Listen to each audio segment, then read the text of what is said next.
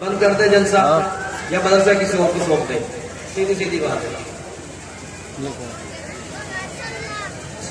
الحمدللہ وکفی وسلام علی عبادہ الذین اصطفی اما بعد فاعوذ باللہ من الشیطان الرجیم بسم اللہ الرحمن الرحیم والذین آمنوا اشد حبا للہ سبحان ربک رب العزت عما یصفون وسلام علی المرسلین والحمد للہ رب العالمین. اللهم صل على سيدنا محمد وعلى آل سيدنا محمد وبارك وسلم. اللهم صل على سيدنا محمد وعلى آل سيدنا محمد وبارك وسلم. اللهم صل على سيدنا محمد وعلى آل سيدنا محمد وبارك وسلم. بیان کا جو عنوان ہے وہ اس وقت تو کچھ اور عرض کرنا ہے، لیکن ایک بہت چھوٹی سی بات جو اس وقت ذہن میں آئی ہے وہ عرض کر دینا ضروری سمجھتا ہوں. مستورات کے لحاظ سے اور اپنے مسلمان مردوں کے لحاظ سے اگر دیکھیں تو عورتیں ہمیں زیادہ نظر آ رہی ہیں، بچے بھی زیادہ نظر آ رہے ہیں، اور بڑے جتنے لوگ ہیں وہ بہت کم ہیں. اور ان بڑے لوگوں میں بھی جتنے لوگ یہاں بیٹھے ہیں ان کے اندر بھی ایسا محسوس ہوتا ہے کہ سننے کی طلب نہیں ہے. سننے کی طلب کے لوگ کیسے ہوتے ہیں؟ شاہ اسماعیل شہید رحمت اللہ علیہ دہلی کی جامع مسجد میں بیان کر رہے اور اتنا عمدہ بیان کیا کتابوں میں لکھا ہے کہ شاہ اسماعیل شہید رحمت اللہ علیہ جب بیان کرتے تھے تو بیان سننے والوں پر ایسا اثر ہوتا تھا کہ بڑے بڑے گنہگار اسی مجمع میں توبہ کر لیا کرتے تھے. فرماتے ہیں کہ ایک موقع پر شاہ اسماعیل شہید رحمت اللہ علیہ نے بیان کیا اور بیان کیا کہ مردوں کو ہاتھوں کے اوپر مہندی لگانا جائز نہیں ہے. کتنے لوگ ہیں جو ہاتھوں کے اوپر مہندیاں لگاتے ہیں؟ خاص طور سے دلہا حضرات وہ مہندی لگاتے ہیں ہاتھ کے اوپر. تو شاہ اسماعیل شہید رحمت اللہ علیہ نے بیان کیا. اسی مجمع میں ایک آدمی کھڑا ہوا اور اس نے اپنے ہاتھوں کو دھونا شروع کیا. دھوتا رہا. ظاہر بات ہے کہ مہندی ہاتھوں کے دھلنے سے تو ختم نہیں ہو سکتی. وہ مسجد کے باہر نکل گیا اور باہر نکلنے کے بعد جہاں وضو خانہ بنا ہوا تھا اس نے اپنے ہاتھوں کو اس پہ رگڑنا شروع کیا. فرماتے ہیں کہ ہاتھوں کو اتنا رگڑا کہ ہاتھوں کے اندر سے خون نکل گیا. شاہ اسماعیل شہید رحمۃ اللہ علیہ نے اندر سے آواز لگا کے فرمایا کہ یقیناً تمہارے اندر یہ بات پیدا ہوئی ہے، گناہ سے توبہ طائب ہونے کا پکا ارادہ تم نے کر لیا ہے، اللہ تعالیٰ نے تمہاری توبہ کو قبول کر لیا. وہ آدمی توبہ طائب ہو گیا. توبہ طائب ہو جانے کے بعد نماز جمعہ ہوئی اور نماز جمعہ ہونے کے بعد لوگ نکل کے چلے گئے. ایک آدمی آیا. شاہ اسماعیل شہید رحمت اللہ علیہ نماز پڑھ کے مسجد جامع سے باہر نکل رہے تھے، سیڑھیوں کے ذریعے نیچے اتر رہے تھے. تو ایک آدمی آیا اور اس آدمی نے کہا کہ حضرت میں نے سنا ہے کہ آج آپ نے بہت عمدہ بیان کیا ہے، بہت اچھا بیان کیا ہے، ہمیں بہت اچھا لگا ہے، لیکن چونکہ میں کسی مجبوری کی وجہ سے اس بیان میں شریک نہیں ہو سکا، میں دوبارہ سے پھر وہ بیان سننا چاہتا ہوں. شاہ اسماعیل شہید رحمت اللہ علیہ نے بعین ہی وہی بیان جامع مسجد کی سیڑھیوں کے اوپر کھڑے ہو کر دوبارہ سے کر دیا. اب اندازہ فرمائیے کہ وہ بیان کا سننے والا کیسا سچا آدمی تھا کہ شاہ اسماعیل شہید رحمت اللہ علیہ نے اس کے کہنے کے مطابق دوبارہ سے پھر اسی بیان کو سنایا اور اس کا یہ اثر ہوا. ظاہر بات ہے کہ سنانے والا اپنی بات کو سناتا ہے لیکن بعض مرتبہ وہ کہنا کچھ چاہتا ہے، اللہ تعالیٰ کی طرف سے سامعین اور سننے والوں کی توجہات کی بنا پر کچھ اور کہلوا دیتے ہیں. تو سننے والے مجمع میں چاہے چند ہی ہو صحیح آدمی تو اللہ تعالیٰ اس مجمع کو کامیاب کر دیتے ہیں. اور مجمع تو ہزاروں کا ہو، سننے والے ادب کے اعتبار سے لحاظ سے کوئی نہ ہو تو سنانے کا کوئی فائدہ نہیں ہوتا. بہت سارے لوگ ہوتے ہیں کہ جو ایسے عمدہ انداز میں بیان کرتے ہیں، چاہے ان کے سامنے 2 بیٹھے ہو 4 بیٹھے ہو بس وہ بولتے رہیں گے. بھئی ہمارا ایسا مزاج نہیں ہے. ہمارا مزاج تو یہ ہے کہ اگر سننے والوں کے اندر اشتیاق ہے، سننے والوں کے اندر توجہ ہے تو بہت اچھا، آپ بات کو سنیے، اور اگر نہیں ہے تو کوئی بات نہیں ہے، کوئی گاجر مولی نہیں ہے کہ بابر سبزی والا سب کے مکان کے سامنے کو گزرے گا اور اس کے ٹھیلے کے اندر جو رکھا ہوا ہوگا بولتا چلا جائے گا۔ ایسے مزاج پیدا نہ کریں۔ 5 سال کا زمانہ ہو گیا آپ لوگوں کو، کچھ تبدیلی تو دکھاؤ کر کے کہ ہاں واقعی ہمارے اندر یہ تبدیلی ہوئی ہے۔ جلسہ ہے، سالانہ ہے، آپ کے مدرسے کا ہے، کوئی بھی آپ سے معلوم کرے، پوچھے بھائی مدرسہ کس کا ہے؟ ہمارا۔ یہ مسجد کس کی بن رہی؟ ہماری۔ جلسے میں کون آئے گا؟ کون آئے گا بتاؤ؟ میں بات کر رہا ہوں آپ لوگوں کو، کون آئے گا جلسے میں؟ آپ نے یہ تبدیلی پیدا کرو اور سمجھے اور سوچے، سال بھر میں چند گھنٹے ہم اپنے مدرسے کے لیے خالی نہیں کر سکتے تو پھر آپ نے کیا فائدہ ہوگا؟ اس سے بہتر تو یہ ہے کہ یہ کہہ دیا جائے کہ جب جلسہ ہمیں اچھا نہیں لگتا بس جلسہ نہ کیا کرو، بہت اچھا بھائی ختم ہو جائے۔ جزاک اللہ، آپ لوگوں کو آپ کی مشغولیاں مبارک ہو اور ہمیں بھی اپنی مشغولیاں مبارک ہو۔ تو جتنے لوگ آپ بیٹھے ہوئے اطمینان کے ساتھ بیٹھے، سنجیدگی کے ساتھ بیٹھے اور بات کو سنیں۔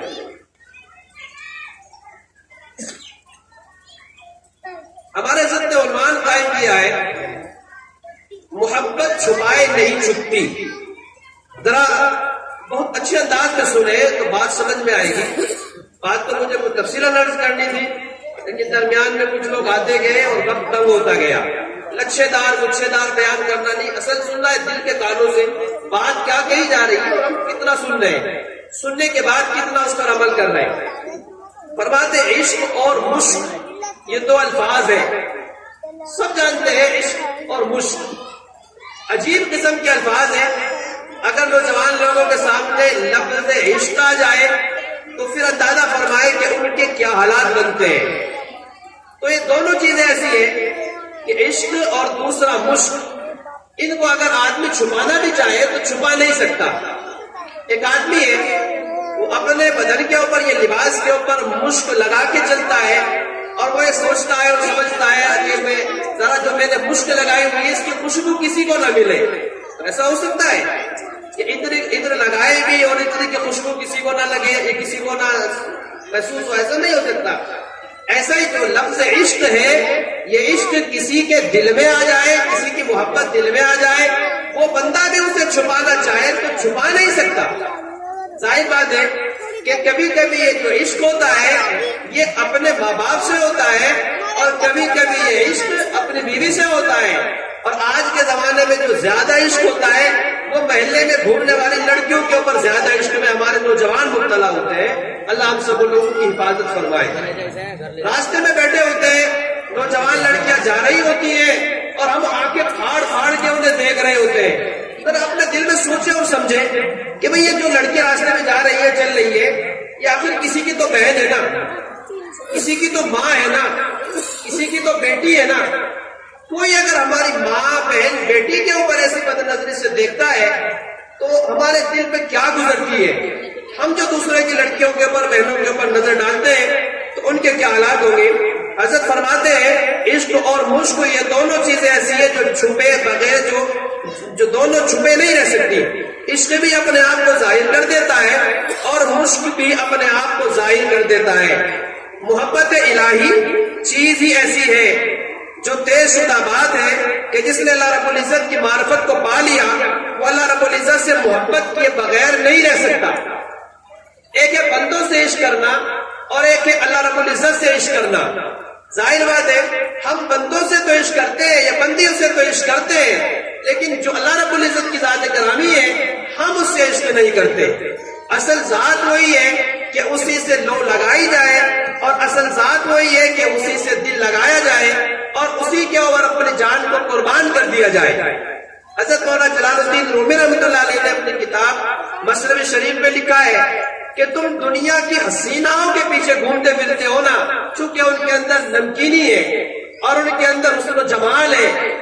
اندازہ تو فرمائے کہ ہم لوگ سورج و چاند کے حسن و جمال پر مرتے ہیں، کیا ہم نے کبھی یہ سوچا ہے کہ چاند کو حسن و جمال دینے والا کون ہے؟ اللہ ہے۔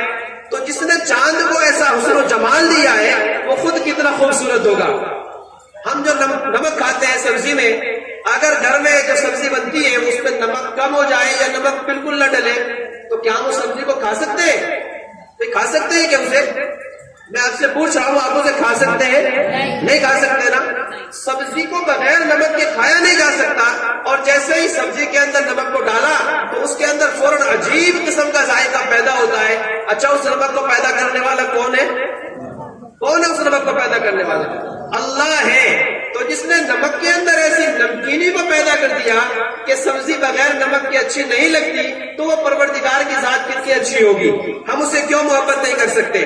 چنانچہ فرماتے ہیں کہ دنیا سے ہم محبت کرتے ہیں اور اللہ تعالیٰ کی ذات سے ہم محبت نہیں کرتے، اور جس نے دنیا کی حقیقت کو پا لیا وہ دنیا سے نفرت کے بغیر نہیں رہ سکتا۔ اللہ رب العزت کی معرفت کا مطلب یہ ہے کہ رگ رگ اور ریشے ریشے میں اللہ رب العزت کی محبت سما جائے۔ فرماتے ہیں کہ جس طرح اسپنج کہتے ہیں گدی کو، جو گدی ہوتی ہے پانی میں اس کو ڈال دیا جائے تو پانی کو جذب کر لیتی ہے، پانی کو چوس لیتی ہے۔ فرماتے ہیں کہ جس طرح اسپنج پانی میں ڈالا جائے تو پانی اپنے اندر جذب کر لیتا ہے، پانی اس کے اندر بھر جاتا ہے۔ فرماتے ہوتا تو وہ اسپنج یعنی گدی، لیکن اس کی ایک ایک نس میں پانی سما جاتا ہے۔ اللہ والے بھی بالکل اسی طرح اپنے دل کے اندر اللہ رب العزت کی محبت میں سرشار ہوتے ہیں، لہذا ان کے رگ رگ میں اور ریشے ریشے میں اللہ رب العزت کی محبت سما جاتی ہے۔ اس لیے میں اللہ رب العزت سے محبت کرنے کی ضرورت ہے۔ آگے فرماتے ہیں کہ دونوں کی محبتوں میں کچھ فرق ہے، ایک دنیا کی محبت ہے اور ایک اللہ رب العزت کی محبت ہے۔ دونوں کی محبت میں کیا فرق ہے؟ حضرت فرماتے ہیں دونوں محبتوں میں فرق ہے، اللہ کی محبت نور ہے اور مخلوق کی محبت ظلمت ہے، یعنی اندھیرا یا اندھیرا ہے۔ مخلوق کی محبت بدنامی کا ذریعہ ہوتی ہے، اللہ رب العزت کی محبت نیک نامی کا ذریعہ ہوتی ہے۔ جو مخلوق کی محبت میں گرفتار ہوتا ہے ان کے چہرے کے اوپر ویرانی ہوتی ہے، اور جو اللہ رب العزت کی محبت میں گرفتار ہوتا ہے ان کے چہرے کے اوپر بہار ہوتی ہے، رانائیاں ہوتی ہے، خوشی کی لہریں ہوتی ہیں۔ میں نے جب اپنے حضرت دامت برکاتہ العالیہ کو پہلی مرتبہ دیکھا تو حضرت کے اوپر ایسا نور کا غلبہ تھا کہ نظر جمانا ہی مشکل تھا۔ فرماتے ہیں کہ ایک اللہ والے تھے جو 6 مہینے تک اللہ رب العزت کے یہاں مراقبے میں رہتے تھے، تنہائی میں بیٹھے ہوئے ہوتے تھے، دن میں بھی مراقبہ کر رہے ہیں، رات میں بھی مراقبہ کر رہے ہیں، یعنی اللہ رب العزت کی محبت میں سرشار ہوتے تھے۔ 6 مہینے کے بعد جب باہر نکلتے تھے تو ان کے چہرے کے اوپر نظر جمانا مشکل ہو جایا کرتا تھا۔ فرماتے ہیں جو اللہ رب العزت کی محبت میں گرفتار ہوتا ہے ان کے دلوں کے اندر سکون ہوتا ہے، اور جو بندوں کی محبت میں گرفتار ہوتا ہے ان کا انجام بھی اچھا نہیں ہوتا۔ چنانچہ ان تمام چیزوں کو فرمانے کے بعد حضرت فرماتے ہیں کہ محبت کسے کہتے ہیں؟ میں بہت مختصر عرض کر رہا ہوں۔ محبت کہتے ہیں کمال محبت کو کہ انسان کسی میں محب ہو جائے، یعنی اسی کا ہو کے رہ جائے۔ جب بیٹھا ہے تو اسی کا تذکرہ کر رہا ہے، جب چل رہا ہے تو اسی کا تذکرہ کر رہا ہے، جب کھا رہا ہے تو اسی کا تذکرہ کر رہا ہے۔ اس لیے فرماتے ہیں کہ ہم اللہ رب العزت کی محبت میں اسی طرح اپنے آپ کو مٹا کر رکھ دیں۔ آگے چلنے کے بعد حضرت نے بہت عجیب بات ارشاد فرمائی ہے، اور فرماتے ہیں کہ اس بات کو سننے کے بعد ایک بات کو ذرا سنیں اور کان کھول کر سنیں۔ فرماتے ہیں محبت چاہتی ہے کہ محبوب سے ملاقات ہو جائے، محبت چاہتی ہے کہ محبوب سے ملاقات ہو جائے۔ بہت سارے بچے ایسے ہوتے ہیں کہ جن کی شادی ابھی نہیں ہوا ہوتی لیکن وہ اپنی بیوی سے ذرا فون پر کانٹیکٹ رکھتے ہیں، تعلقات رکھتے ہیں، بات کرتے ہیں۔ یہ بہت کا ان کا رشتہ بھی منظور نہیں ہوتا لیکن ان کا کوئی ایسا ہی ذرا دوستی کا تعلق ہوتا ہے، اور وہ ان سے فون پر کال کے ذریعے یا میسج کے ذریعے بات کرتے رہتے ہیں۔ آخر ان کا انتہا کیا ہوتی ہے، اس کا نتیجہ کیا ہوتا ہے کہ محبوب سے میری ملاقات ہو جائے۔ بندہ جب اللہ رب العزت سے محبت کرتا ہے تو اس کا مقصد بھی یہی ہوتا ہے کہ میری محبوب سے ملاقات ہو جائے۔